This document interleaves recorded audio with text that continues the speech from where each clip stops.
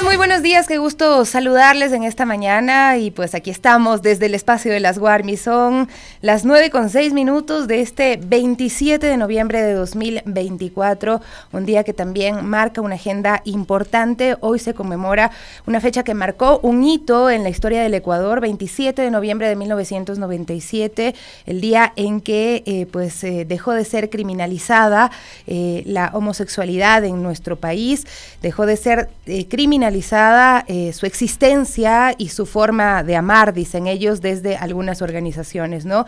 Este logro, también recalcan, no fue un regalo, fue el resultado de una lucha valiente de activistas y poblaciones que enfrentaron el odio y la violencia para exigir justicia, y su resistencia ha abierto el camino, pero la lucha no ha terminado. Y precisamente hoy vamos a empezar con esto porque el día de ayer mujeres y disidencias estaban en esa continua lucha por la verdad, justicia, reparación, en el marco también del 25N, de los 16 días de activismo y por supuesto también conmemorando esta fecha. Mujeres trans, víctimas de delitos de lesa humanidad, se plantaron en los bajos de la Fiscalía General del Estado para exigir a esta institución celeridad también en los casos pendientes. Vamos a ver el reporte de nuestra compañera Evelyn Caiza. ¿Qué tal, amigos, amigas? Qué gusto saludarles, pues contarles que las actividades en el marco del 25 de noviembre, Día de la Eliminación de la Violencia contra la Mujer, continúan. En esta ocasión nos encontramos en los bajos de la Fiscalía General del Estado, en donde mujeres trans se han plantado para exigirle a esta institución verdad, justicia y reparación, pero principalmente también le solicitan que se detengan los transfemicidios, que según un reporte en lo que va del año ya son 18. Vamos a consultar más detalles y a conversar también pues con las personas que se han dado cita esta tarde. ¿Cómo estás, Dayan?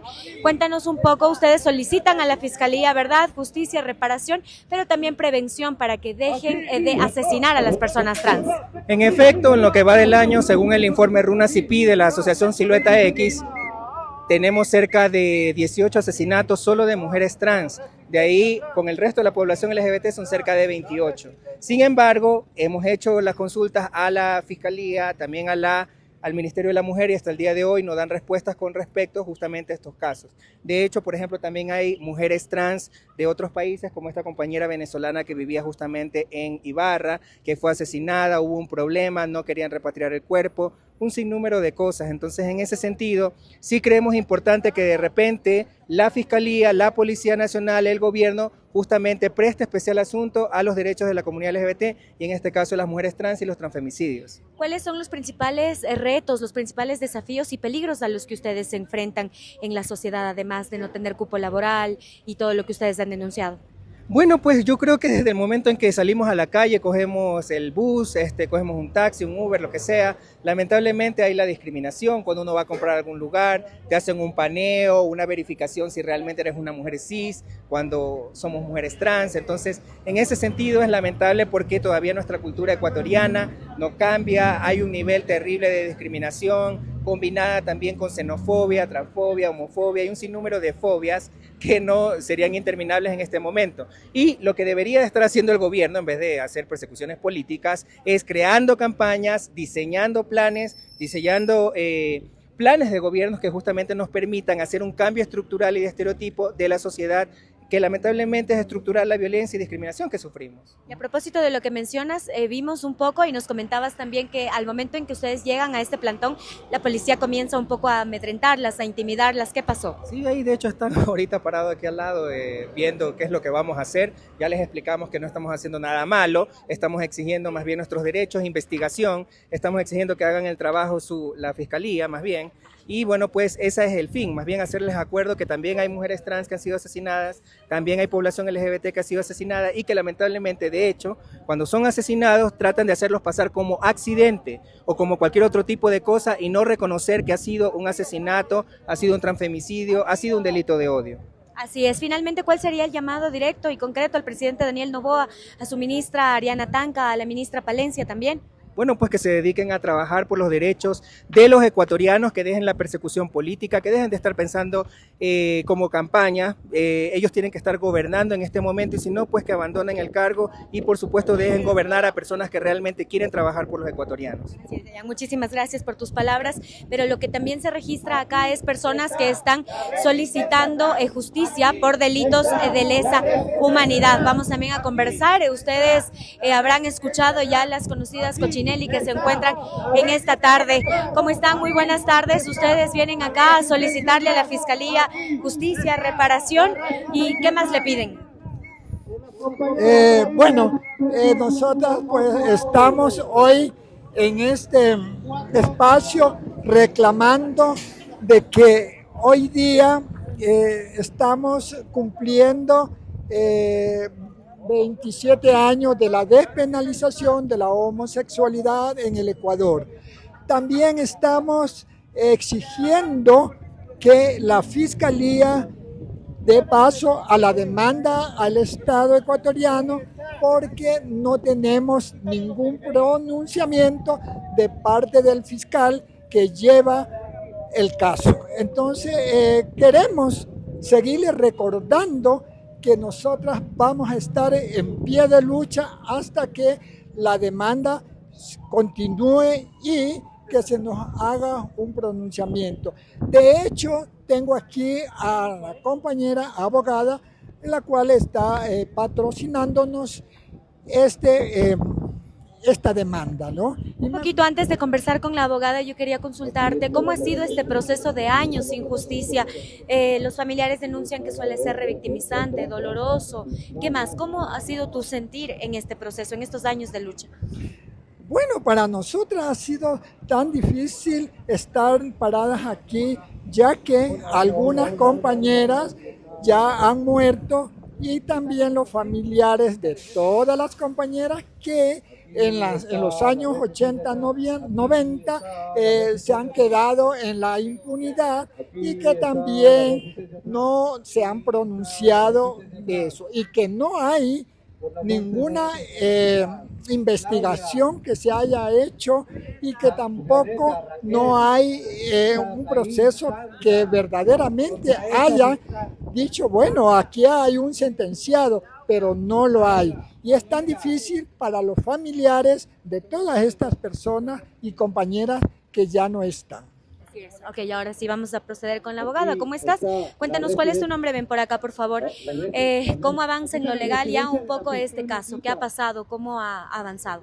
Sí, mi nombre es Amanda Mosquera, yo soy asesora legal de la Fundación INRED, que es la organización que se ha sumado en este caso al patrocinio desde el inicio, que fue en el 2019, cuando se interpuso como tal la denuncia en Fiscalía por los delitos de lesa humanidad que se cometieron en contra de toda la comunidad. Entonces, en realidad, desde el 2019 se han hecho algunas pocas diligencias, no ha habido celeridad, no ha habido un tiempo de debida diligencia, digamos. Entonces, en ese sentido, se ha solicitado en reiteradas ocasiones que se continúe con la prosecución de la investigación, principalmente para poder dar justicia a las personas que han sido víctimas de todos estos delitos y principalmente propendiendo al tema de la memoria y también a evitar la revictimización a través de una reparación integral. Como comentó anteriormente, varias de las compañeras han fallecido durante la lucha, entonces también es revictimizante para muchas de ellas estar a cada momento recordando. Entonces también a partir de eso se ha prolongado muchísimo el tema de la investigación,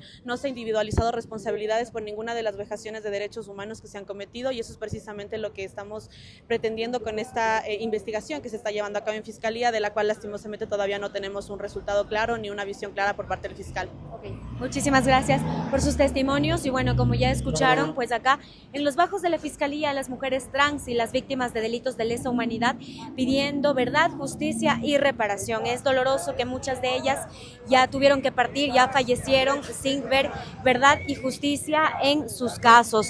Nosotros continuaremos pendientes también mientras las mujeres continúan plantadas en las instituciones de justicia, esperando ser recibidas por las autoridades o esperando que atiendan sus casos. Imagínense ustedes cuánto tiempo ha pasado y pues estos casos todavía no avanzan, ¿no? No hay justicia, verdad, reparación. De hecho, las Coccinelli están muriendo muchas de ellas en la miseria y pues sin ninguna reparación por parte del Estado que las persiguió, que las torturó. Hay casos espeluznantes que realmente pues cuando los escuchamos nos remitimos a un Estado violento, a un Estado que reprime, a un Estado patriarcal.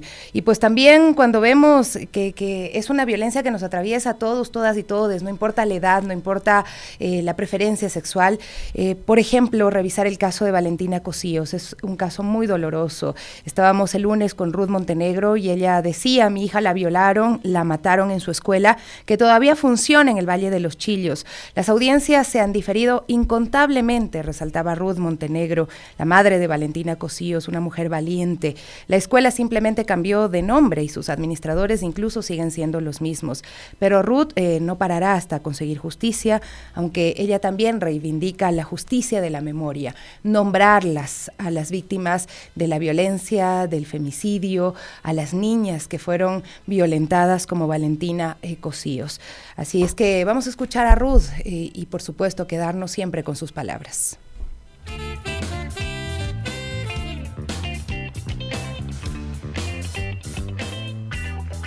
En esta tarde tan simbólica y significativa en la lucha por nuestros derechos como mujeres, hoy que es 25 de noviembre, a 8 años y medio ya, que nos movilizábamos en las calles en el primer grito contra la violencia feminicida y transfeminicida, ni una menos, vivas nos queremos. Hoy nos hemos sostenido y mantenido en esta lucha incansable por exigir justicia para Valentina y en nombre de ellas para todas nuestras hijas, para que no hayan instituciones educativas en donde más niños, niñas y niñas sean violadas e incluso asesinadas como pasó con Valentina el 23 de junio del año 2016. Y por eso el día de hoy exhortamos a los jueces, a los 2 jueces y a la jueza de este tribunal para actuar con la imparcialidad, ¿sí?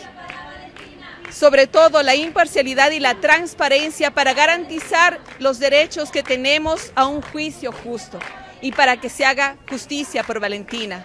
Es justamente nuestro pedido que esto no siga pasando, que instituciones educativas no sigan funcionando sin los permisos debidos y en donde no se respeten los derechos de nuestros hijos y nuestras hijas a una vida libre de violencias. Así es.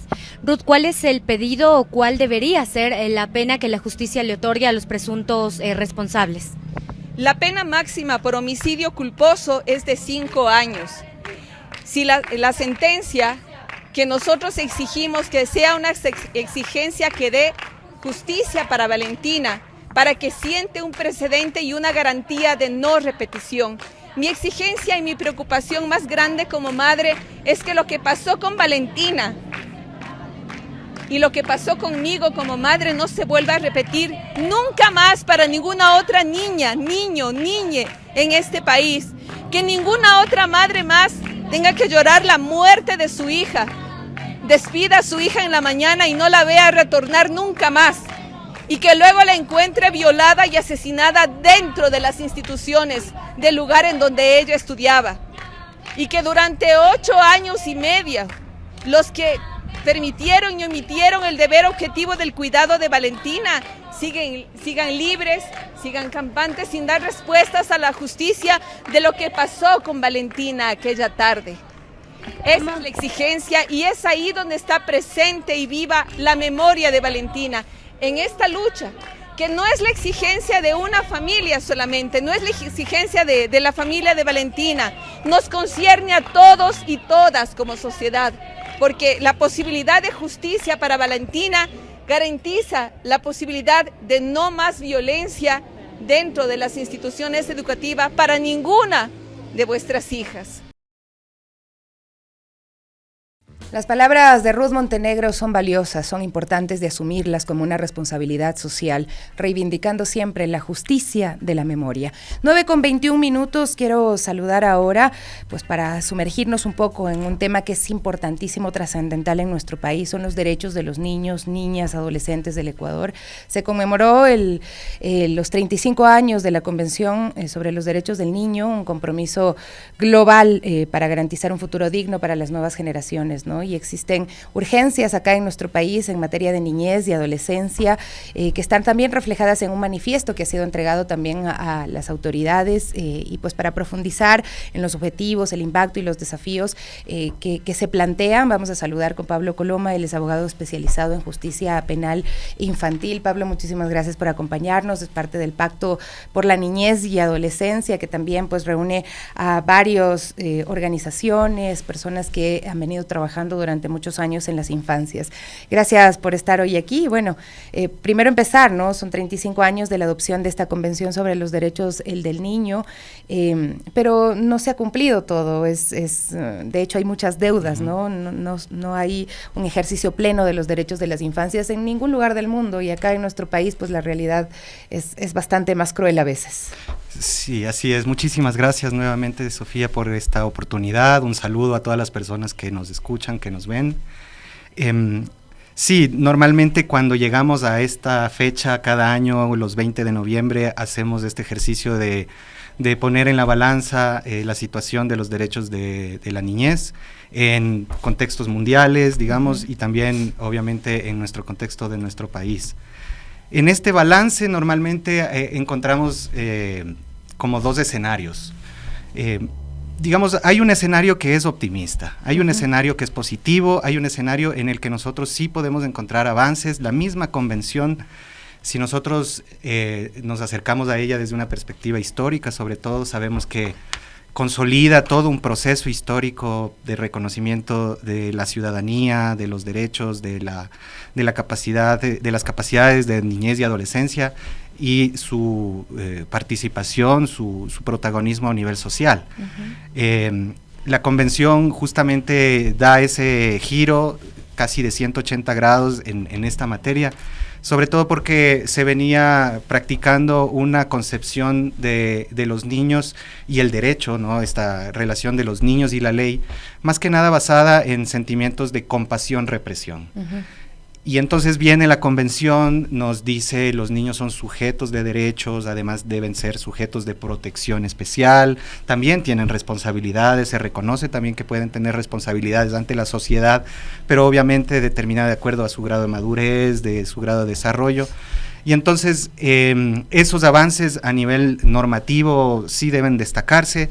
El Ecuador, como muchos otros países del mundo, ratificó esa convención y empezó todo un proceso de reforma legislativa que principalmente se vio en el 2003 con el código actual, ¿no es cierto?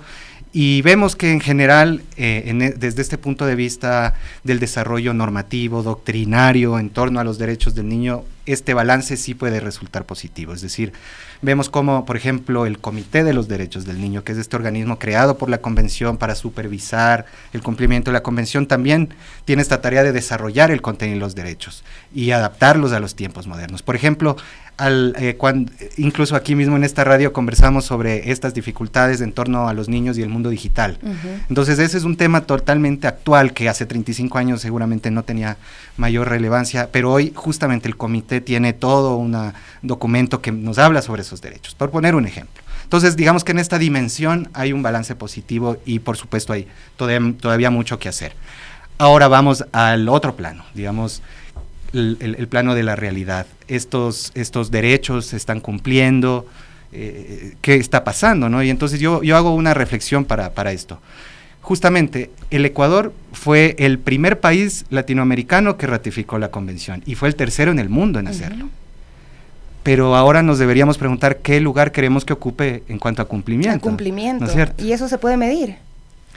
Sí se puede medir, por supuesto, porque existen indicadores. De hecho, el Comité de los Derechos del Niño siempre, o mejor dicho, los estados que han ratificado la convención tienen la obligación de presentar informes cada 5 años, y el comité elabora pues observaciones. Pero cuando el Estado responde ante los comités, como ha pasado con el caso de mujeres y todos, lastimosamente miente. O sea, da datos que pues podrían dejarles mejor, pero no la realidad, ¿no? Entonces, la verdad es que es muy complejo, y además tú mencionabas esta disputa que se daba hace 35 años entre mirarles a los niños, niñas y adolescentes como ciudadanos, a mirarles como, pues no sé, que tienen que hacer o subordinarse totalmente a los adultos, ¿no? Y hoy también vemos esa discusión porque hay grupos también fundamentalistas que están ahí, pues en los exteriores de la asamblea, pues tratando de retroceder en los derechos que ya se han alcanzado, y que hablan de los niños, niñas, adolescentes. Están los grupos que presionan para que se los trate como delincuentes a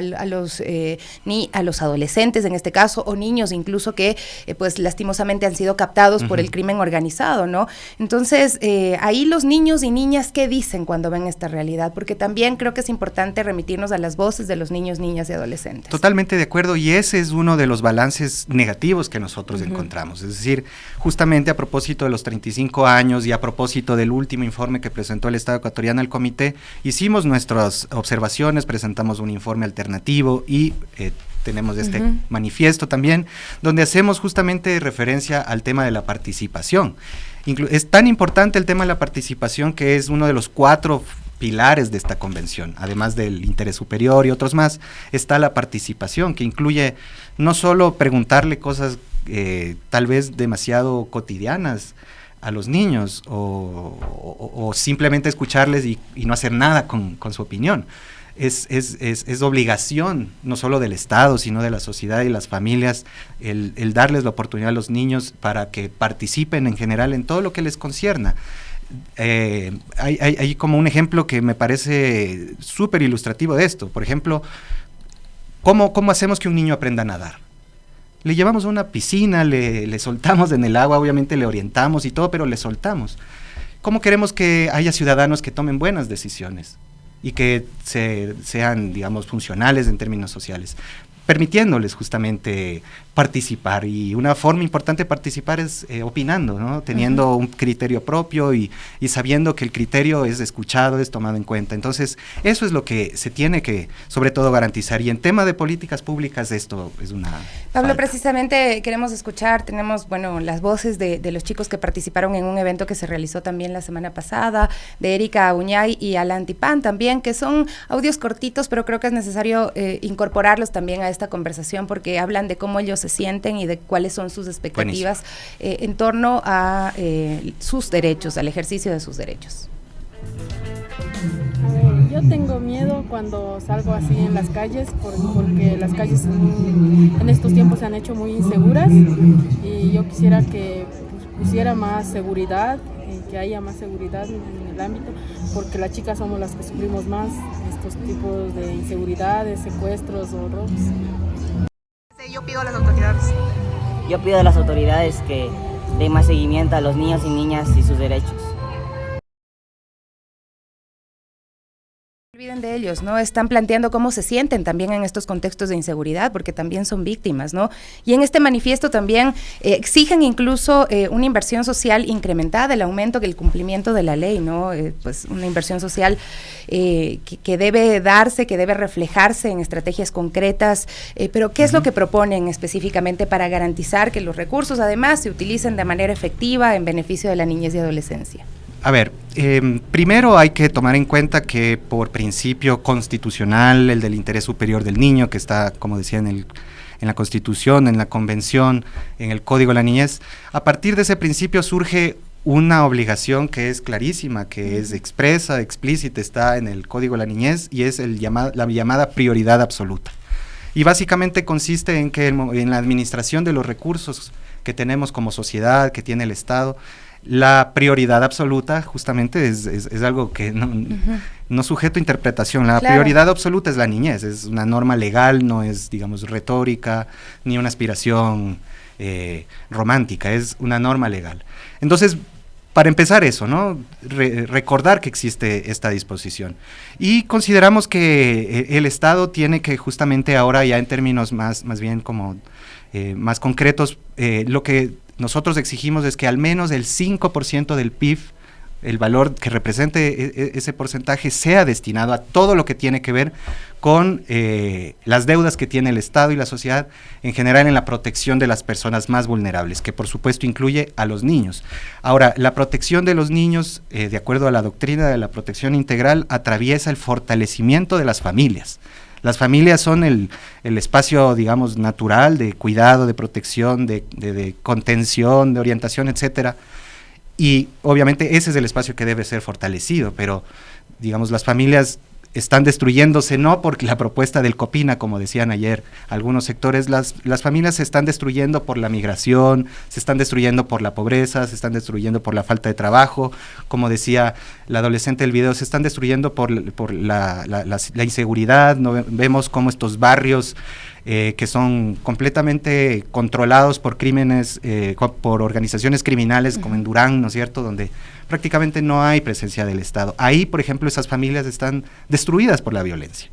En este tipo de escenario, ¿cómo esperamos que los niños puedan desarrollarse de forma armónica, integral, que puedan ejercer sus derechos? Entonces, para contrarrestar, o una de las principales formas de contrarrestar esta cruda realidad es precisamente el asignar los recursos suficientes, necesarios, oportunos para todos estos programas y muchos más que es necesario desarrollar. También se habla de que un 37.9% de los niños están viviendo en pobreza multidimensional, un 19.3% con desnutrición crónica, y ahí también hay medidas inmediatas que deberían implementarse para abordar esta problemática, esta realidad alarmante que se propone. A ver, todo va de la mano justamente con este tema de los recursos, insistiría en eso, ¿no? O sea, el tema de la desnutrición crónica, el mismo organismo gubernamental encargado de este tema ha reconocido que la desnutrición crónica infantil empieza principalmente por los problemas de enfermedades que tienen los niños menores de 2 años, que se enferman constantemente y eso por supuesto les hace que su desarrollo prácticamente se obstaculice. Entonces, el sistema de salud nos está fallando, no solo a los niños, sino a las madres embarazadas, como decía, en general. Sabemos, todos los días escuchamos la dificultad de acceso a medicamentos, etcétera. Entonces, por ejemplo, va muy de la mano con el tema de la desnutrición, lo de la pobreza. El acceso, por ejemplo, a servicios básicos elementales, y eso es también un tema que le corresponde a los gobiernos locales, pero obviamente cuando el gobierno les entrega a tiempo sus recursos. Por ejemplo, tenemos este dato de 25 de cada 100 niños en el Ecuador toman agua con heces fecales, con residuos de heces fecales. Algo que, no sé, nos debería avergonzar muchísimo. Entonces, la propuesta junto con el tema de la asignación efectiva de recursos sí es el fortalecimiento institucional. En el 2017, por ejemplo, el Comité de los Derechos del Niño, cuando hizo sus observaciones un poco a la situación de los derechos, decía, el sistema de protección no funciona. Existe, de acuerdo a la Constitución, de acuerdo a la Convención, debe existir un sistema de protección integral para niños, niñas y adolescentes, descentralizado, etcétera, pero ese sistema se fue desestructurando, se fue debilitando, se fueron incluyendo más temas hasta que finalmente la especificidad se fue perdiendo y el comité dice entonces sus niños están desprotegidos por hoy. Qué grave, ¿así tal cual lo dice el comité? Claro, nos dice no funciona el comité. Entonces, ¿cuál es nuestra conclusión? Es que no están bien protegidos nuestros niños. Qué grave, ¿no? Vemos abandono escolar también, más de 200,000 estudiantes en 2023, pues hay acciones urgentes que tomar también en este sentido, y 6 de cada 10 niños que son víctimas de violencia en sus hogares, ¿no?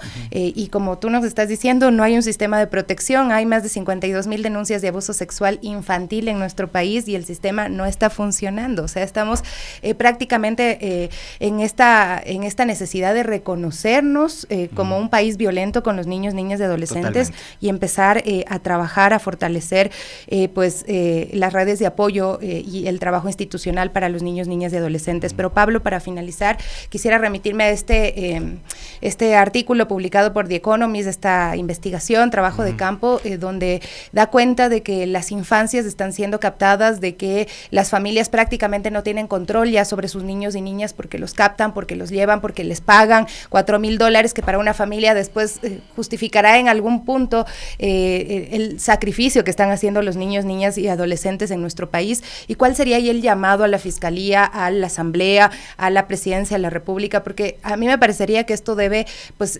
hacer que se tomen acciones urgentes. O sea, no podemos escuchar que esto está pasando, aunque se sepa, pero que alguien ya lo está diciendo a nivel internacional, porque yo creo que lo sabíamos, pero a nivel internacional se está diciendo que ¿qué debería hacer el Estado? A ver, lo primero que no debería hacer es tomar decisiones simplistas, simplonas, basadas, digamos, en premisas que no tienen ningún tipo de evidencia, como esta idea básicamente de que las organizaciones reclutan adolescentes por la supuesta laxitud del régimen penal que existe.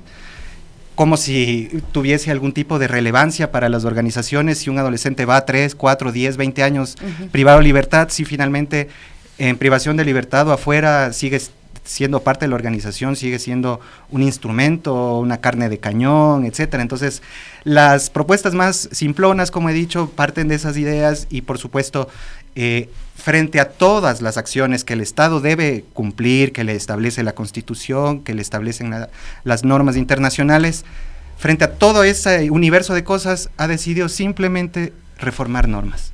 O sea, lo más fácil, lo más sencillo, lo más simple. Cuando lo que estamos viendo es lo que hablábamos, la dotación de recursos, el fortalecimiento institucional, etcétera, que de alguna manera es lo que uno espera y uno exige con la promulgación de esta nueva legislación. Entonces, el tema de la captación y reclutamiento de niños tiene que tomarse de forma, primero, con evidencia científica, técnica, más allá de intuiciones, más allá de presunciones que no se pueden probar con evidencia. Tiene que, digamos, adoptarse aquí políticas de prevención, que digamos en materia de justicia juvenil la primera obligación del Estado es prevenir.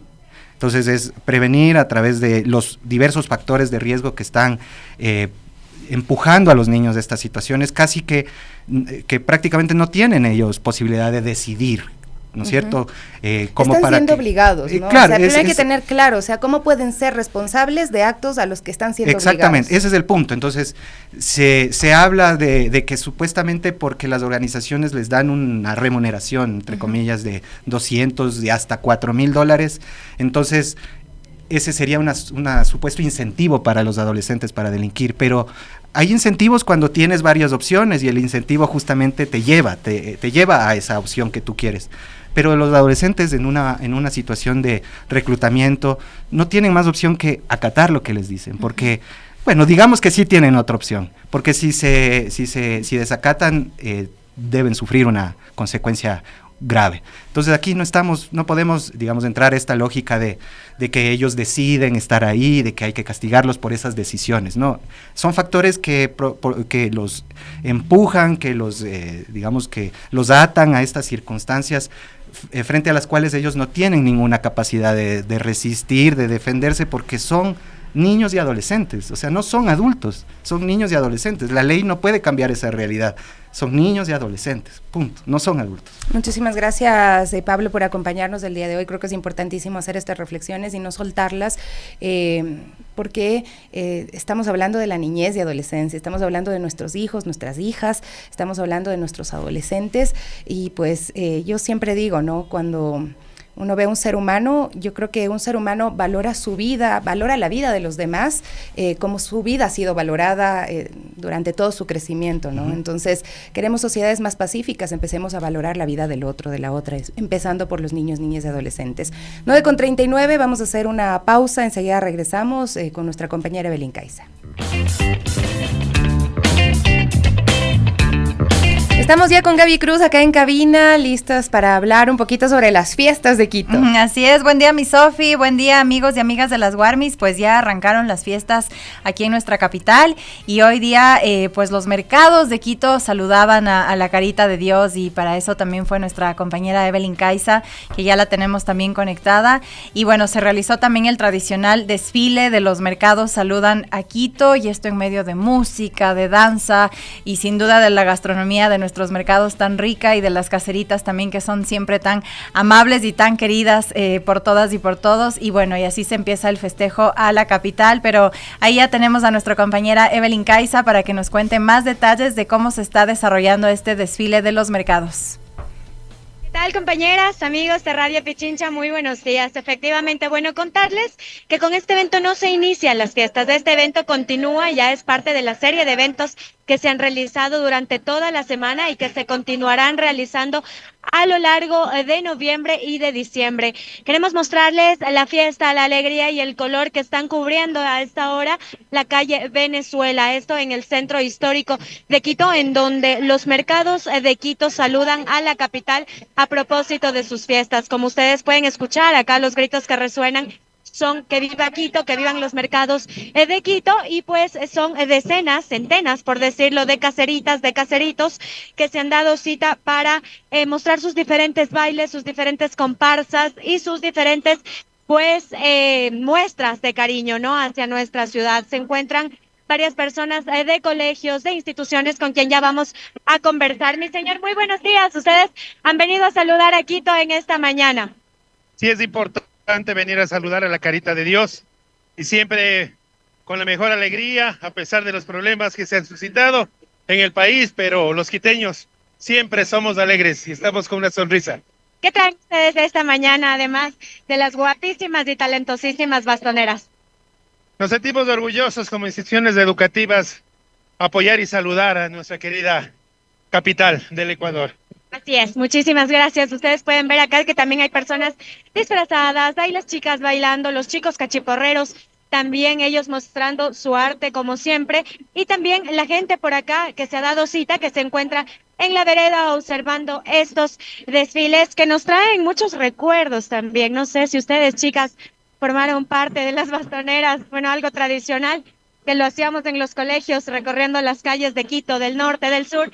Pero acá también queremos conversar con la gente. Mi Bessie, ¿cómo está? Usted se ha dado cita esta mañana a ver el desfile de los mercados. Mi señora, muy buenos días. ¿Cómo le parece esta actividad? ¿Cómo le parece esta actividad esta mañana?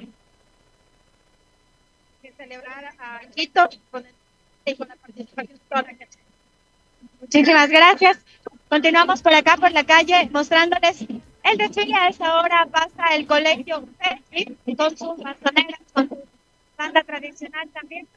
Acá se llena de danza, ¿no? Se llena de danzas típicas, danzas tradicionales que caracterizan a Quito. Y pues, como pueden ver, también la gastronomía se hace presente. Y ves, y comiéndose los pristiños. ¿Qué tal? Comiéndose la comida típica de Quito. Perdón. No hay más.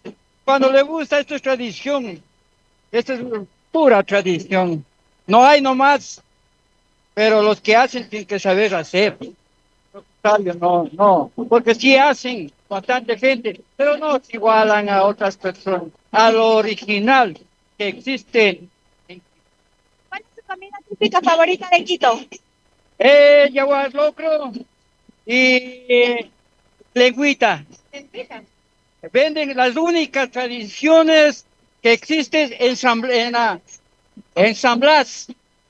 Un solo restaurante en todo el Quito que es el mejor de todo el Quito, y quién sabe, ecuatoriano. De los mejores platos que existe de hace años que yo conozco eso. Esta mañana ha venido a ver también este lindo desfile que está saludando a la capital en sus fiestas. Más bien dicho, no lo vine, sino vine trotando desde el sur, desde Solanda. Se encontró con esta linda sorpresa. Me gusta trotar, por eso me mantengo. La edad que yo tengo 70 años, pero soy más ágil que cual jovencitos. Eso es verdad, así le vemos, lleno de vida, mi Bessie querido. Buen provecho, que disfrute mucho sus pristiños, que le vaya muy bien. Por acá ya podemos ver también que se inician las comparsas de los mercados de Conocoto, por ejemplo. ¿Cómo está, mi señora? Muy buenos días. Mercado de Conocoto presente saludando a Quito. Así es, estamos con toda la actitud, todas las ganas de festejar a nuestro Quito y venimos desde el mercado de Conocoto a saludar a nuestra ciudad. Así es, ¿cómo se han organizado ustedes para este desfile? ¿Qué es lo que traen los mercados? ¿Qué es lo que le ofrecen a Quito en sus fiestas? Siempre nos organizamos cada año, siempre estamos con la predisposición de venir a festejar con la organización de la Dirección de Mercados y las compañeras de cada uno de nuestros lugares de trabajo. Ok, mi señora, muchísimas gracias. Como pueden ver por acá también, ya se van presenciando más comparsas, las chicas de los colegios, los chicos también, y también el tradicional ponche ya está presente por este desfile, también como pueden observar. Los pristiños, los ponches, las empanadas y toda esa comida típica tradicional de Quito está acá. Vamos a conversar con los asistentes también. Mi Bessie, bueno, sí, ha venido a ver el desfile, ¿qué le parece? Es bonito, es mejor del próximo año, está bien bonito de todos los mercados San Roque, de todos los estudiantes del colegio. Muy bien. ¿Y qué es lo que más le gusta del desfile? Todo lo que ahorita está mejor. Los becarios alegóricos, todo eso está mejor. Ok, mi Bessie, muchísimas gracias. Bueno, compañeras, contarles que el desfile continúa y también hacer un llamado a quienes van a asistir por este sector de Quito. A esta hora estamos atravesando la calle Venezuela, se prevé que el desfile llegue a la plaza de San Francisco y pues antes de llegar a la plaza en el municipio de Quito, realice un saludo protocolar al alcalde de Quito, quien los va a estar esperando también delegación, saludar caseritos y a las caseritas que se han dado cita acá, pero también acompañados por los estudiantes y las estudiantes de diferentes educaciones, de diferentes instituciones educativas de Quito. ¿Cómo está? Si usted ha venido a ver el desfile, ¿qué le parece? Realmente sí está bonito desde que empezó, sí se ve bastante humor aquí de los quiteños más que todo. Es el desfile de los mercados, de la rica gastronomía, de los productos, de las flores. ¿Cuál es su plato favorito de un mercadito? ¿Cuál es su mercado favorito? Porque yo siempre yo acudo acá a estos programas por las fiestas de Quito, al desfile de los mercados y más que todo, soy de aquí de San Roque, entonces vengo también por verle al mercado de San Roque. ¿Qué nomás ofrece este maravilloso mercado al público? Yo he ido a comprar mariscos y son espectacularmente deliciosos del San Roque. Sí, más que todo, el mercado San Roque, hay de todo ahí y a buen precio que venden las comerciantes ahí en el mercado.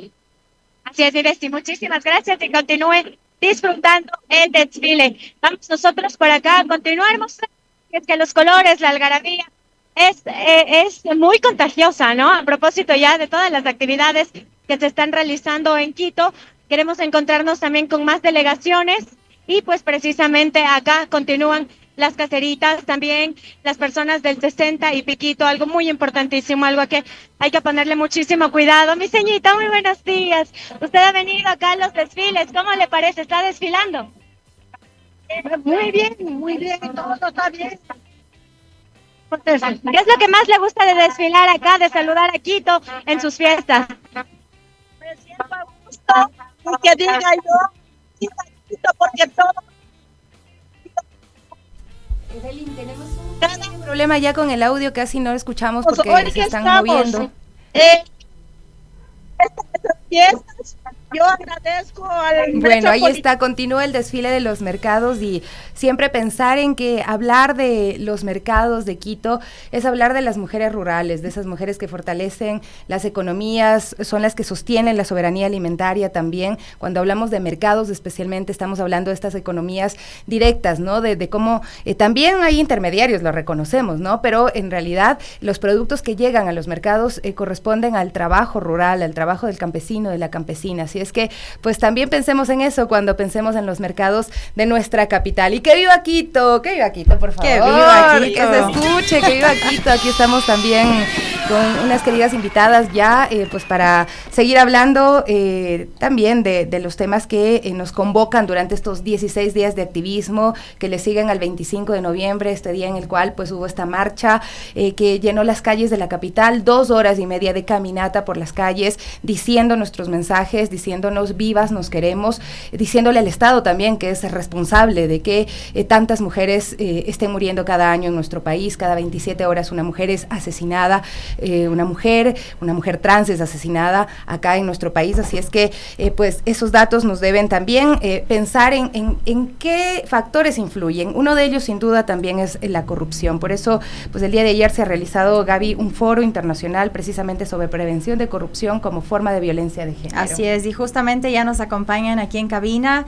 Ellas son Marina Benavides, coordinadora del programa de géneros e integridad en Poder Ciudadano, capítulo argentino de Transparencia Internacional, y también Cecilia Lincango, ella es coordinadora del área de género y diversidades de la Fundación Esquel, con quienes queremos justamente hablar de este tema, de que se llevó a cabo ayer este foro internacional de la prevención de la corrupción como forma de violencia de género. Y bueno, como dar un preámbulo, es que la corrupción no solo socava la democracia, como ustedes lo mencionan, sino que perpetúa formas de violencia, especialmente contra las mujeres y también los grupos vulnerables. Marina y Cecilia, muy buenos días y bienvenidas a las Warmis. Coméntenos cómo se realizó este foro el día de ayer. Bueno, muchísimas gracias. Estábamos... El micrófono nos dice que le acerquemos un poquito. Ahora sí. Ok, ahí estamos. Muchísimas gracias por la invitación más bien y darnos el espacio de ustedes aquí.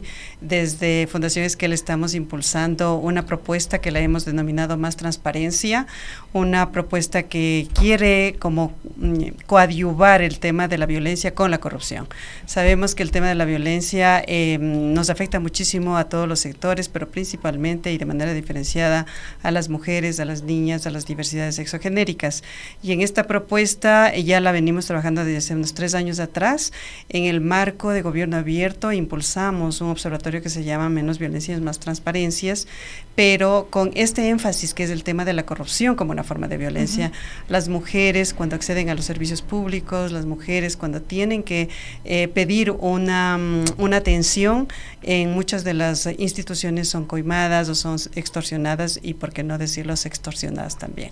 Es muy grave lo que usted está diciendo, pero lo escuchamos todas las veces que hablamos con víctimas de violencia. En la marcha me encontré con una chica jovencita que me decía, fui a denunciar y me dijeron que no hay luz, que venga en 3 días, y después me dijeron que primero van a preguntar a todos cómo soy yo para ver si es que me creen o no, si es que he sido abusada sexualmente. Entonces, esto es peluzna, ¿no? Y ahí está la responsabilidad también del Estado del tema de la corrupción. Marina viene desde Argentina, ella es pues coordinadora del programa de géneros e integridad en Poder Ciudadano, capítulo argentino de Transparencia Internacional.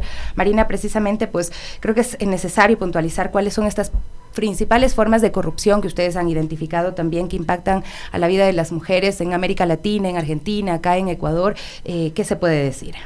Bueno, en primer lugar, nosotros trabajamos mucho con esa consigna hace ya varios años. El tema de que la corrupción siempre se abordó desde un lugar muy monetarista, ¿no? Siempre pensamos que la corrupción es, bueno, sacan dinero de las arcas del Estado para llevársela a privados. Y la realidad es que el movimiento anticorrupción, la agenda anticorrupción, es una agenda de derechos humanos, y eso hay que recordarlo. Los agentes estatales cometen corrupción cuando abusan del poder que se les confió, que les delegó el Estado. Y tienen la obligación también de hacer respetar las normas, de garantizar derechos consagrados a nivel nacional e internacional.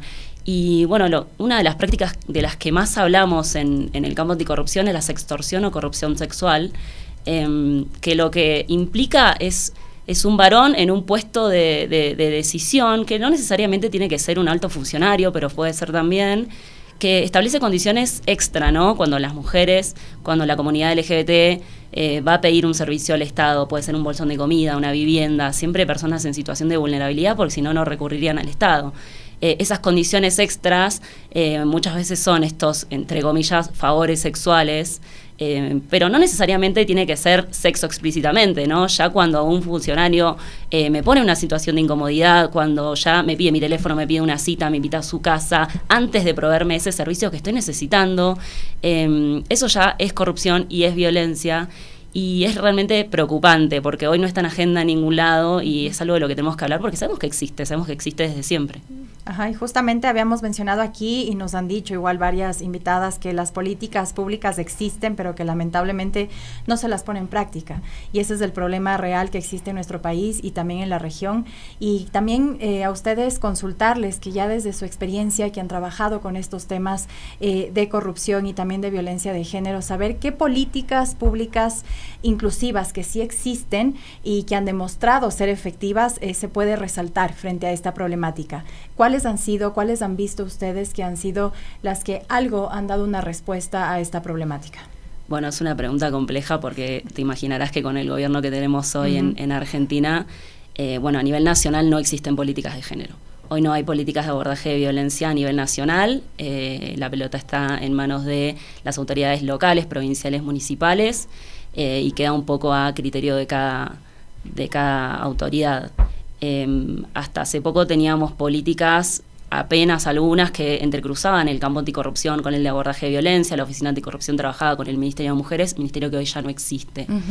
Así que esa sería la respuesta por ahora, porque no tenemos políticas. Pero también es triste, por ejemplo, acá en nuestro país tenemos un Ministerio de la Mujer que también a veces parece que no existiera, o sea, que al final del día está ocupando unas posiciones, hay gente, digamos, que está ligada al ministerio, pero cuando le vas y le preguntas a la gente, no sienten en la vida práctica la presencia, la incidencia de estas instituciones. Sí, eso lo vemos también, se ve en muchos lados, yo creo que en todos nuestros países y a todos los niveles de gobierno, la desconexión entre autoridades y territorio. Eso pasa mucho.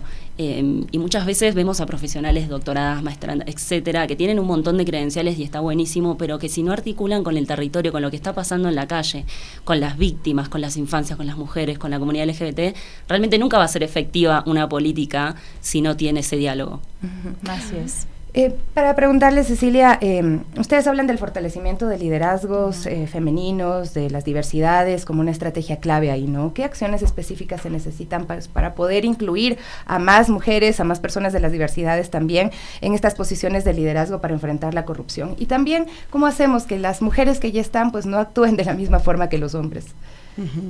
Sí, son temas bastante complejos, ¿no? De todas maneras, creo que una de las, acaba de decirlo Marina, un tema fundamental es el de conectar con el territorio, y justamente el proyecto se acentúa en muchos cantones en territorio precisamente para ver esta posibilidad de trabajar de manera conjunta con autoridades, con el sistema nacional. No todos podemos estar ahí, obviamente. Las organizaciones que son parte del sistema, o las instituciones que son parte del sistema más bien, no necesariamente están alineadas a las líneas que nosotros llevamos o a las causas. Sin embargo, sí hay profesionales, autoridades y funcionarios que quieren apostarle a una cosa como estas. Nosotros llevamos unas mesas de diálogo como una herramienta, como una estrategia de posicionamiento primero de este tema, porque hay que visibilizar el tema, hay que ponerlo en la mesa y discutir el tema, porque también lo hemos naturalizado, igual que la violencia. La corrupción está naturalizada, por lo tanto hay acciones micros que de pronto en nuestro cotidiano también las hacemos. Y eso precisamente, si no develamos, si no nos quitamos el velo, tampoco podemos trabajar con ciertas acciones, ¿no? Entonces, en ese sentido, el fortalecimiento, nosotros hemos hecho procesos de fortalecimiento para autoridades, para funcionarios públicos, pero también para la sociedad civil. Y en este momento estamos activando en los 8 cantones una hoja de ruta que han delineado cada uno de los cantones para trabajar en sus ciudades. Entonces sí, tenemos estos procesos, creemos fundamentalmente que las mismas personas podemos ser actoras del cambio, agentes de cambio, y eso es fundamental para nosotros, ¿no? Probablemente Fundación Esquel, que tiene una trayectoria larga, puede estar en un momento determinado, pero la misma ciudadanía tiene que empujar sus procesos también. Y justamente, Marina, retomando un poco lo que mencionaba Cecilia, desde tu visión también, ¿qué papel juega la sociedad, aquí hablando regional, ¿no?, de toda Latinoamérica, justamente para esto, ¿no?, para visibilizar, para combatir esta conexión que existe de corrupción y de violencia de género? ¿Cómo has visto tú la participación de la sociedad en estos temas? Bueno, ahí, un poco hablamos de eso ayer, ¿no? Un poco como una propuesta, pero también desde la práctica, porque lo tenemos bastante incorporado. Desde sociedad civil, cuando el Estado se retira, porque ahí estamos en un contexto de un Estado que se repliega y que no cumple con el rol que tiene que cumplir, que es de garante de derechos humanos, ahí el rol de sociedad civil y de las organizaciones de sociedad civil sobre todo es organizarnos, tejer red, aprender de otras disciplinas, ¿no? El campo anticorrupción tiene que dialogar con el campo de abordaje de violencias, con las infancias, con el periodismo también, y construir ese frente unido y de espacios también de acompañamiento de víctimas, porque la violencia siempre estuvo, va a estar, sobre todo si no tenemos políticas. Y lo que decíamos ayer también es resignificar ese Ni Una Menos que nace en 2015 en Argentina y que fuimos marea, y decirle a las víctimas, tenés este espacio, tenés un acompañamiento legal, psicológico, social, y bueno, ahí reunir recursos de alguna manera, que siempre es un desafío para sociedad civil, para estar para las víctimas, y también buscar formas de incidencia que obviamente en contextos de gobiernos mucho más, si se quiere, cerrados a estos temas, buscar estrategias desde otro lado. Pero pasa por vigilar también los procesos que 100%. Se están haciendo desde lo público, ¿no? Sí, o sea, eso pero es proteger esas redes de vigilancia también a veces requiere cierta especialización, y no sé si en eso nos estamos especializando. Bueno, ese es el desafío. Ayer hablábamos de dejar un poco la soberbia a un lado, ¿no? De saber que tenemos cosas que aprender, que siempre, cuando hablamos de perspectiva de género hablamos de transversalizarla, y eso implica llevarla a otras disciplinas, a otros campos, a otras especializaciones, y eso implica ponernos en ese lugar de aprendizaje, ¿no? Así es. Bueno, les queremos agradecer mucho, Cecilia, Marina, por hablar de este tema tan importante que nosotros siempre damos aquí espacio, y bueno, siempre bienvenidas también. Nos acompañaban Marina Benavides, coordinadora del programa de Géneros e Integridad en Poder Ciudadano, capítulo argentino de Transparencia Internacional, y también Cecilia Lincango, coordinadora del área de Género y Diversidades de Fundación Esquel, con quienes hablábamos de la prevención de la corrupción como forma de violencia de género. Muchísimas gracias. Y bueno, ojalá puedan darse una vueltita por el centro histórico, Marina, que está acá desde Argentina y que conozca, y pues que también puedan vivir a Quito, ¿no? Con su gente maravillosa que hoy está también contenta de poder hacer estas actividades, de estar en los desfiles, de ocupar el espacio público. 10:03, volvemos enseguida. Estamos ahora mismo con el candidato a la presidencia por la Izquierda Democrática, Carlos Rabascal, pues sí, lo tenemos acá, nos reíamos hace un ratito, bueno, porque creo que es también algo transparente decirlo, nosotros trabajamos hace ya un buen tiempo en los medios públicos, y pues hay una amistad que se sostiene, pero igual aquí estamos para preguntarle todo, con dureza también. ¿Cómo está, Carlitos? Mi querida Malena Sofía Montoya, pero para mí es Sofi. Oiga, no, sí me encantado. Dice mi mamá cuando esté enojada nomás. Uy, Dios mío. Ya me puso a la altura de padre, entonces. No, qué lindo poder estar con ustedes y poder compartir en las Warmi. En las Warmis, pero bueno, queríamos, Carlitos, arrancar esta entrevista. Se nota el cariño aquí en el medio, sí, ¿no? Sí, me encanta. Para conocer, pues lamentablemente vivimos una crisis muy fuerte en nuestro país, de diferentes ámbitos, diferentes golpes, como diría nuestra Sofi también. Es una crisis muy fuerte, pero queríamos enfocarnos en el tema de la inseguridad. ¿Cómo lo mira usted? ¿Cuál es su perspectiva de esto? Y también cómo poder irlo resolviendo realmente, porque vemos que viene, ¿no? Estado de excepción, vienen declaratorias, más armamento para la fuerza pública, pero no estamos viendo esos resultados en cuanto a cifras de sicariatos, cifras de secuestros, cifras de asesinatos. ¿Cómo vamos a resolver esto en un futuro, esperamos, no tan lejano? Bueno, primero muchas gracias por esta invitación, y siempre, ¿qué les diré? Radio Pichincha es como que fuera mi casa, y encuentro acá la calidez, ese cariño, pero también la seriedad de periodistas como ustedes, que no se dejan llevar por la amistad o por las coincidencias o no coincidencias, y eso es importante y las felicito. Pero vamos a la pregunta. A ver, yo creo que mientras no entendamos la seguridad de forma estructural, no vamos a solucionar el problema. Porque cuando hablamos del tema de la crisis de seguridad en el país, creemos que todo lo podemos resolver con el tema de la fuerza pública, es decir, la presencia en la calle de la Fuerza Armada, llámese Fuerzas Armadas Militares, llámese Policía Nacional. Y a la seguridad no la podemos ver como eso. Y para poder plantear y para poder buscar soluciones y plantear propuestas, evidentemente, tenemos que entender el origen de la inseguridad en el país y en el mundo entero. Porque hoy el crimen organizado se ha convertido en el mayor empleador del mundo. ¿Y por qué se ha convertido en el mayor empleador del mundo? Y voy a comenzar, si bien está en otros países también, sobre todo de la región y del mundo entero, voy a comenzar por lo que nos interesa a nosotros, que es el Ecuador. Cuando en un país la economía no crece, ¿qué pasa? crece el desempleo y crece la pobreza. Y eso es reflejo de una ausencia de políticas de Estado que tienen que preocuparse por la construcción del bienestar social.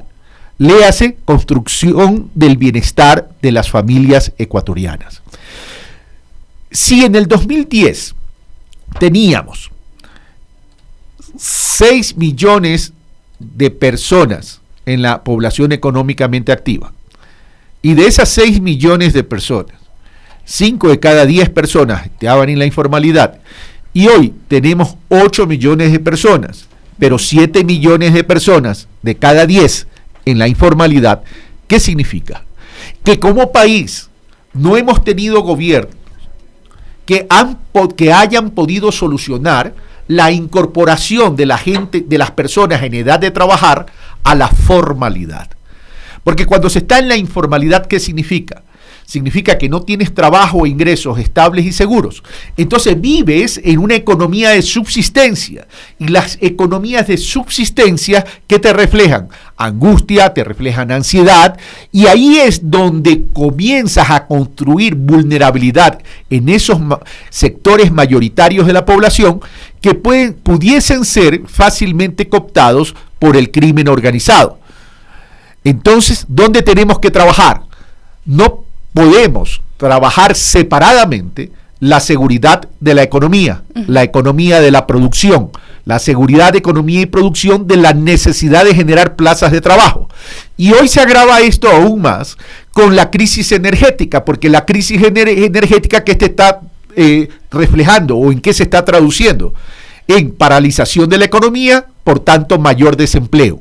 Y está agravando el problema. Pero hay otro ingrediente que no se lo menciona y tiene que ver con el hipercentralismo. Es decir, ¿por qué tenemos esta realidad estructural de imposibilitar la construcción de nueva riqueza y de nuevas plazas de trabajo? Porque concentramos a través del hipercentralismo la economía para pocas ciudades, cuando tenemos que ir a una verdadera descentralización y desconcentración. ¿A efectos de qué? De crear las posibilidades de nuevos actores económicos que contribuyan al crecimiento económico. Uno de los principales retos que tiene el Ecuador y que lo va a tener el próximo gobernante, que si Dios y el pueblo ecuatoriano nos bendice y nos apoya para ser el nuevo presidente de la República, tiene que ser con un objetivo, crecimiento económico de calidad para poder generar desarrollo social, porque lo otro que estamos viviendo en términos de crisis es consecuencia del abandono. Yo creo que todo lo que usted dice pues tiene lógica, tiene sentido, pero ¿cómo están percibiendo ahora mismo las grandes mayorías, las personas que están ya vulneradas, que están en esa informalidad, pues la actuación desde el Estado? ¿Creen que realmente el Estado puede ser capaz de hacer esos cambios, de hacer esas transformaciones? Sofi, su pregunta, ¿qué es su pregunta? Yo no me voy a almidonar no tuteándote porque te conozco desde que eras chiquita. Desde que eras chiquita, hace 4 años. Ya era chiquita. A ver, vamos a lo siguiente. Ya, póngase serio. No, me estoy poniendo serio. ¿Qué pasó?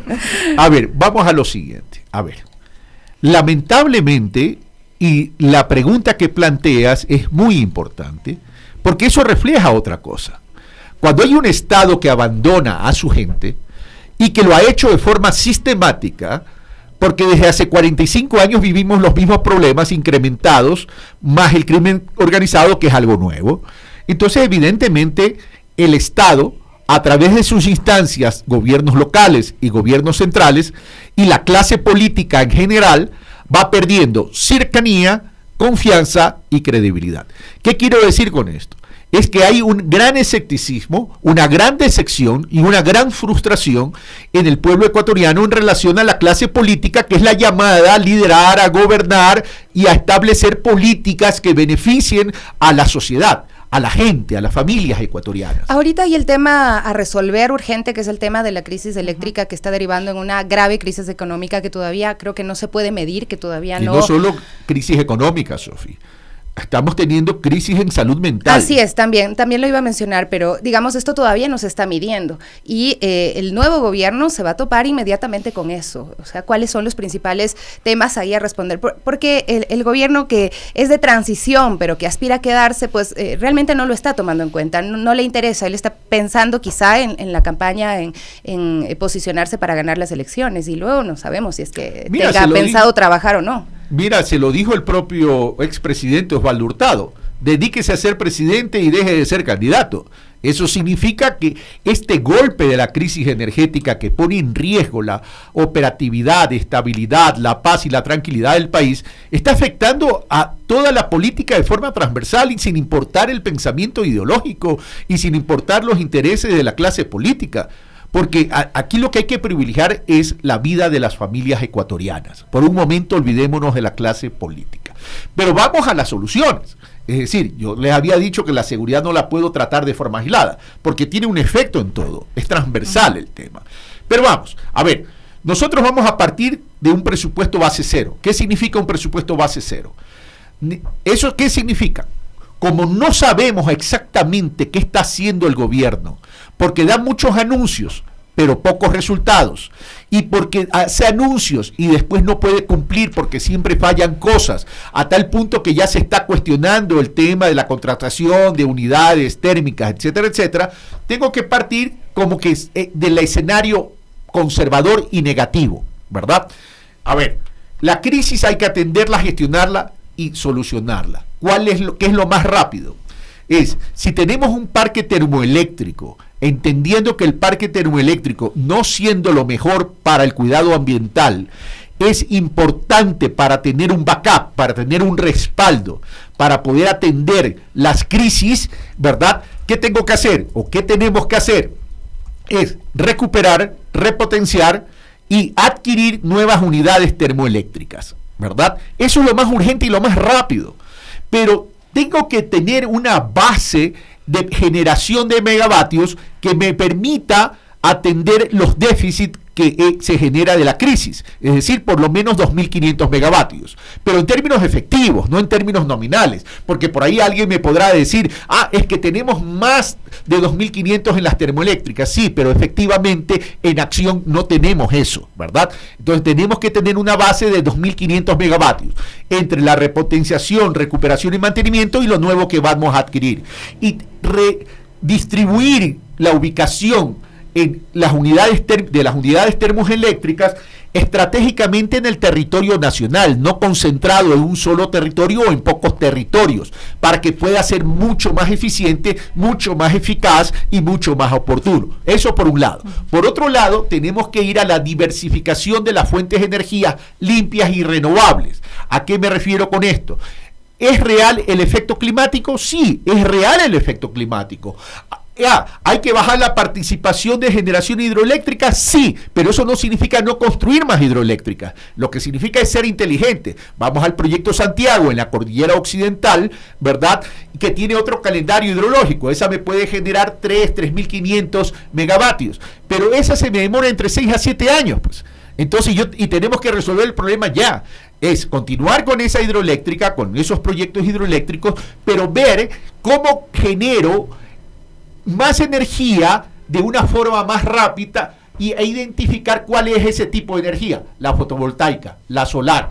En 2 años pudiésemos tener 1.000 megavatios, ¿verdad? Con proyectos de granjas solares en Zapotillo Loja, en Imbabura, en la misma Manabí y donde sea necesario. Entonces ahí tendríamos otros 1.000 megavatios que se suman a los 2.500, vamos atendiendo la crisis hasta resolver los otros temas de generación hidroeléctrica. A la gente ahorita le interesa como ¿cuándo? ¿Cuándo? Apenas nos posicionemos, pues. Sí, pero digo, ¿en cuánto tiempo se solucionan estos problemas? Porque el presidente Daniel Noboa se atrevió a decir, en 9 meses tenemos solucionado, lo dijo. Hay otro que dijo en 6 minutos, ¿no? Sí, también, pero digamos, esto es como una preocupación de la gente, porque más allá de saber qué van, porque digamos, mucha gente no se identifica con los términos y demás, pero la gente quiere saber cuándo vamos a poder decir, tenemos ya una estabilidad eléctrica. A ver, mi querida Sofi, yo entiendo la necesidad del cuándo y entiendo la angustia de la gente. Pero si hay un error que se comete en el Ecuador, no es haber construido la cultura de la verdad. Yo no vengo a mentir. Las termoeléctricas es más rápido. Eso dentro de un proceso de 1 año. Se puede ir solucionando y esperemos que el gobierno a mayo del 2025 deje algo bien hecho. Pero esto es un proceso. Y yo no voy a decir que me posesiono en mayo del 2025, el 24 de mayo y el 2025 va a estar solucionado. Por eso es un tema de corto, mediano y largo plazo. Al pueblo ecuatoriano no hay cómo mentirlo. Al pueblo ecuatoriano lo que hay que decir es, esta es la hoja de ruta, tenemos el compromiso, vamos a trabajar y vamos a solucionar. El gas natural licuado, hay que incorporarlo. ¿Por cuántos años venimos hablando? Ustedes todavía son mucho más jóvenes, yo les llevo casi 15 o 20 años de edad, ¿verdad? Pero desde que yo era niño, venimos hablando de la necesidad del gas y no se lo ha hecho. Falta de voluntad política. ¿Por qué? Porque a veces se quiere y se prefiere el cortoplacismo en vez de lo estructural y beneficiar a ciertos importadores de combustible. Uh-huh. Bueno, también para conocer, Carlitos, ¿cómo está la situación de seguridad en tema de candidatos presidenciales y de los binomios? ¿Ustedes se sienten seguros en este momento recorriendo el país, cada rincón? ¿Han tenido respuesta tal vez del gobierno frente a su situación de seguridad? ¿Cómo lo están manejando en este momento? ¿Te refieres, Gaby querida, te refieres a la seguridad de los candidatos? Así es, de usted, de su persona. Bueno, en este caso la mía. Bueno, te agradezco por la preocupación, pero yo me preocupo más por la preocupación de la ciudad, por la seguridad de la ciudadanía, realmente donde tenemos que trabajar profundamente. Bueno, el Consejo Nacional Electoral ha establecido la seguridad para los candidatos. Nosotros tenemos la asignación de esa seguridad y nos trasladamos por todo el territorio ecuatoriano con la tranquilidad de que Dios nos protege y que el pueblo ecuatoriano también. Pero prefiero enfocarme en la seguridad de la ciudadanía. Pero están con la seguridad. Estamos con la ¿Cree usted, se siente seguro al ir a los barrios, al poder dialogar con la ciudadanía, hacer campaña como antes se hacía? A ver, la gran parte de la población, si bien vivimos espacios de inseguridad, son gente buena. Es gente que vive en paz y en tranquilidad a pesar de la pobreza, a pesar de su angustia. Y déjame decirte, Sofi y Gaby, querida, que es donde más he encontrado sabiduría. Y la sabiduría popular es mucho más importante que la intelectualidad a veces egoísta y mezquina. Yo hace unos días escuchaba a una catedrática que hablaba también del tema de educación, por ejemplo, y ella decía y definía, la educación es importante, pero no es fundamental para luchar contra los problemas que tenemos hoy en día, ¿no? Realmente es el gestionar el sentido de humanidad, porque hemos tenido dictadores, genocidas, muy educados, pero el tema de la humanidad también es importante, ¿no? Y quiero ahí meterle en estos últimos minutos hablar sobre la lucha sobre las violencias contra las mujeres. Queriendo volver hasta pero hasta las 10:25 nomás tenemos programa. Las luchas de las mujeres que vimos ahora mismo que estuvieron en las calles el 25 de noviembre, pese a las amenazas de la ministra Mónica Palencia, pese a las advertencias de que no hay como decirles a los policías como Germán Cáceres, asesinos, y a los que lo encubrieron, cómplices y encubridores, pues la gente salió a las calles, pero también salió con miedo, ¿no? ¿Cómo se integra esa lucha contra la violencia de género dentro de sus propuestas? A ver, hay varias cosas y permíteme decirte lo siguiente, Sofi y Gaby. Vamos a lo siguiente, es decir, que el sistema de inteligencia esté más preocupado para identificar líderes políticos dentro de una marcha a la cual también tienen derecho de participar, me parece una tamaña irresponsabilidad y eso refleja la equivocación de prioridades que tiene el presidente Noboa. O sea, criticaron muchas cosas del pasado y están cometiendo las mismas cosas, atentando contra la libertad de movilización y de expresión de los ciudadanos. Sean estos sociedad civil o sean estos políticos que también tienen el derecho. Ok, vamos a lo siguiente. Ya que tú mencionaste el tema de la humanidad. Martí, ¿qué decía? No hay patria sin humanidad. Y al Ecuador, más allá del tema de pensamiento ideológico que es necesario y hay que respetar, lo que no estoy de acuerdo es con ese romanticismo dogmático extremo que a veces nos nubla la visión, ¿verdad? Hoy nos toca recuperar la humanidad para volver a tener patria y eso es importante. Ahora, vamos al tema de género. Históricamente, y desde que somos república, el Ecuador ha sido una sociedad violenta e inequitativa y desigual y ha excluido a las mujeres. cuando yo hacía comunicación, y digo comunicación y no periodismo, porque no soy periodista y después se me vayan a resentir las colegas que están acá, ¿verdad? Yo traté en varios programas de Pulso Político el tema de la violencia contra la mujer. ¿Y cuál fue el resultado? El resultado es, en ese programa, 10 de la noche, todos los días martes, el rating se caía, pero de una forma brutal. El Ecuador le da la espalda a las realidades, a la problemática. Y el Estado tiene que aprender a manejar la problemática para gestionar la solución de una crisis. ¿Y a qué me refiero con esto? Si 6 y a lo mejor hoy 7 de cada 10 mujeres son violentadas en alguna categoría y alguna clasificación de violencia contra la mujer, ¿qué tenemos que hacer? Establecer políticas reales para poder equilibrar, para poder solucionar y hacer que se respeten los derechos fundamentales de la mujer, comenzando por su integridad, pues, comenzando por su paz y su tranquilidad. Ahora, ¿esto requiere leyes? Sí, pero más allá de que requiere leyes, requiere de conciencia y requiere de modelos de gestión. El país necesita comenzar a construir nuevas masculinidades, que respete a la mujer, que desde la educación, desde la base, desde los niños, desde la adolescencia, entendamos que somos seres iguales y que tenemos que respetarnos. Eso por un lado. Pero por otro lado, tenemos que trabajar en temas como, por ejemplo, la autonomía financiera y económica de la mujer.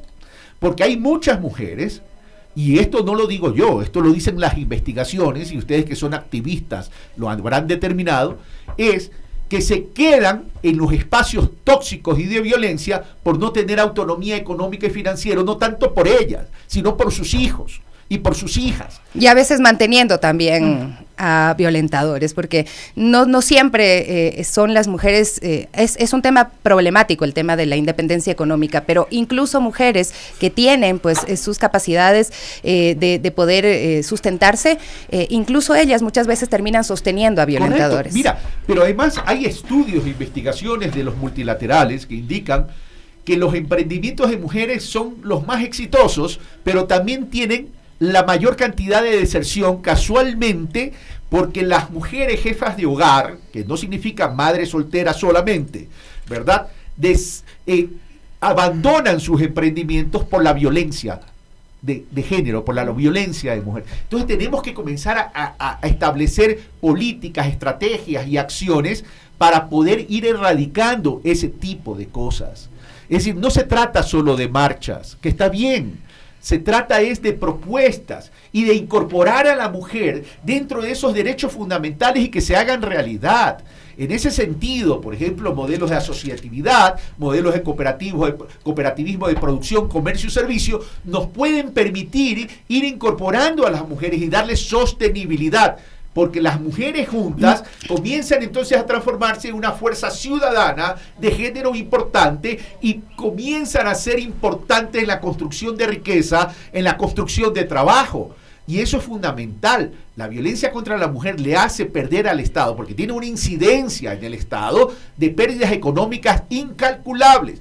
Y lo otro es que la justicia tiene que comenzar a especializarse también en temas de la violencia de género, porque no hay operadores de justicia que entiendan esta problemática, que más allá de equidad, de igualdad, de respeto, tiene un problema serio. No se lo entiende a nivel de la justicia. Y ahí es donde también tenemos que trabajar. Pero también tenemos que trabajar en la protección de la mujer que es violentada en términos de sacarla de esos espacios tóxicos para protegerla a ella, para proteger a sus hijos y el Estado ayudar a que se reincorpore a la vida de la sociedad en términos de paz, tranquilidad, cuidando su integridad. Y bueno, también queríamos conocer también cómo es la relación que mantiene usted con la candidata vicepresidencial. Sabemos que igual ya había mencionado que sí se conocen ya desde hace algún tiempo. 10 años nos conocemos, un poco más, diría yo. Y cómo han formado esta alianza, cómo han trabajado juntos de este tiempo. Vemos lamentablemente lo que está ocurriendo con la vicepresidenta actual. Esto también nos compete a nosotras como esta violencia política de género que está muy latente en nuestro país. Y con la ex candidata Calvache también. Así es. Entonces, ¿cómo ve usted? ¿Cómo es la relación con también la candidata vicepresidencial? Queremos conocer también esto. A ver, como dices tú, Gaby, es decir, a ver, nosotros nos conocemos años, somos colegas, tenemos amistad personal y además hay amistad familiar. Es decir, yo no es que la conocí a Alejandra Rivas Mantilla tomándome un café antes de la inscripción. Porque cuando uno escoge a su binomio, ya sea hombre o mujer, cuidado, caemos en el error que tiene que ser siempre mujer, porque hay mujeres también que pueden ser candidatas, ¿verdad? Tenemos que establecer primero si la visión de país coincide, pues. Si la visión de país coincide y el proyecto político coincide, que nos genera compromiso para apuntalarlo, puchica, yo no voy a escoger a alguien que no esté de acuerdo con la visión del país y con el proyecto político y sobre todo en el manejo de la crisis. Pero si empiezan a darse disensos en el momento ya, en el camino, porque siempre las personas se transforman y siempre pueden cambiar de opiniones o pueden discutir sobre algún tema específico, ¿usted le trataría como el presidente está tratando a Verónica Abad? ¿Cómo voy a creer? Pues ¿cómo voy a enviar en este caso a mi vicepresidenta, porque es mujer? ¿Cómo le voy a mandar a Turquía? ¿Cómo la voy a mandar a Israel? Si yo la necesito aquí, si yo la escojo como vicepresidenta es porque quiero que sea parte de un equipo de trabajo, y ese equipo de trabajo es fundamental porque hay que alimentarlo, hay que fortalecerlo, y además tengo que escoger a alguien que Dios no quiera me tenga que reemplazar por muerte o por una enfermedad terminal o por ausencia definitiva, pues eso es de responsabilidad con el pueblo ecuatoriano, pues. Yo no voy a escoger a alguien porque sepa hablar bonito, porque tenga una buena figura, por su edad, etcétera, etcétera. Yo tengo que escoger a alguien que esté en condiciones de reemplazarme y sustituirme y que sea capaz de manejar el país en caso que me pase algo a mí. Incluso si no opina y en el camino empieza a opinar diferente a usted. A ver, yo me acuerdo que cuando nosotros compartimos pantalla, mi querida Sofi, tenía una personita traviesa desde el control master y que me atormentaba mientras yo entrevistaba, ¿verdad? ¿Cuándo te reproché aquello? Y más bien, ¿cuántas veces acepté tus sugerencias? Yo trabajo en equipo, porque esa ha sido toda mi vida. Cuando yo nací sin una pierna, porque me afectó la talidomida, un fármaco que le recetaban a las futuras madres para controlar náuseas y mareos, a mí me enseñaron a ser luchador. Y me enseñaron que la responsabilidad, que la libertad individual alejada de la responsabilidad colectiva y la incidencia en el colectivo no sirve de mucho, porque lo que tenemos que es que trabajar en beneficio de un colectivo y en beneficio de una comunidad. Siempre respetaré los disensos, porque en democracia se procesan los disensos. Las opiniones son disensos, pueden ser opiniones diferentes, pero se procesa, se analiza, se debate, se enriquece y se concluye. Para finalizar, Carlitos, nada más esta pregunta. Sí, lo que pasa es que no quiero dejar de preguntarle esto, porque y no usted tuvo... el programa sí, ya Orlando, me dieron 5 minutos me más. Voy una hora más. No, ya. Y a propósito, ahora lo veo lo veo Orlando hecho el deportista. Y no le baja la barriga. También lo vemos hecho el deportista. Oiga, usted en un momento tuvo una opinión que le costó también que mucha gente lo cuestione sobre la fiscal Diana Salazar. Hoy tenemos chats de Villavicencio donde se da cuenta también de una relación pues de manipulación de muchos casos. ¿Qué opina hoy sobre la fiscal Diana Salazar? A ver, lo he dicho antes. A mí me sacaron de contexto lo que dije. A ver, Sofi, tú eres mujer. Gaby, tú eres mujer y ya siempre lo digo. ¿Ustedes no sufren ataques? Todo el tiempo. Sí. Todo el tiempo. ¿A ustedes no las persiguen por su opinión cuando la gente está en desacuerdo? Todo el tiempo. Ser persona pública en el país se requiere valentía, ovarios en las mujeres y otra cosa en los hombres. Pero vamos a lo siguiente. Una cosa es eso, y otra cosa es, ¿y por qué no resaltan cuando dije que ella era selectiva en los procesos? Eso no resaltan, porque siempre escogen para criticar, para atacar. Por eso que escogí mi propio camino, porque yo no puedo estar en espacios tóxicos, ¿sí? Yo tengo mi libertad de pensamiento como ustedes la tienen, y tengo la libertad de escoger mi camino dentro de una misma tendencia, y mi tendencia es la progresista. Y yo no voy a permitir que mi tendencia progresista se vea afectado tan solo por ataques descontextualizados. Pero sí le pido una respuesta sobre esto. ¿A qué le han sonado los chats de Villavicencio? Que es evidentemente que en el Estado ha habido manipulación, no solamente en la justicia, sino también en otros lados. Y eso es lo que tenemos que cambiar en el país. Y yo estoy muy preocupado por el proceso de selección de la fiscal, del nuevo fiscal, que miren el tiempo que se está demorando en el Consejo de Participación Ciudadana. Y ahí sí, el país y los medios de comunicación y la prensa no dicen nada. ¿O qué? ¿Queremos que se prorrogue la fiscal en funciones?